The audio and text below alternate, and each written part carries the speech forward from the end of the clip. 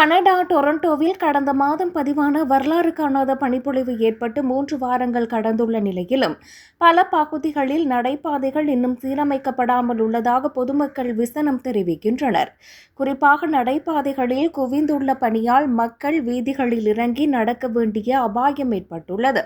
கடந்த ஜனவரி மாத இறுதியில் 1937ஆம் ஆண்டுக்கு பிறகு பதிவான மிக அதிகமான பனிப்பொழிவாக 50 சென்டிமீட்டருக்கும் அதிகமான பனி டொரண்டோவில் பதிவாகியது. இதனால் நகரின் இயல்பு வாழ்க்கை முற்றாக பாதிக்கப்பட்டது.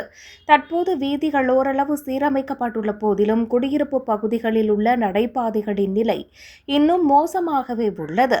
ரீகல் ஹைட்ஸ் பகுதியைச் சேர்ந்த மேகன் ரோட் என்பவர் தனது ஆதங்கத்தை வெளிப்படுத்துகையில், நடைபாதைகளில் பனி அகற்றப்படாததால் எனது 2 சிறு குழந்தைகளையும் அழைத்துக் கொண்டு பிரதான வீதியால் நடக்க வேண்டியுள்ளது. இருபுறமும் வாகனங்கள் வருவதால் இது மிகவும் ஆபத்தானது என தெரிவித்தார். இதுகுறித்து நகரசபை பேச்சாளர் ஜாஸ் பவேஜா கருத்து தெரிவிக்கையில், பனி அகற்றுவது என்பது ஒரு பாரிய மற்றும் பல கட்டங்களை கொண்ட செயல்முறை என குறிப்பிட்டார்.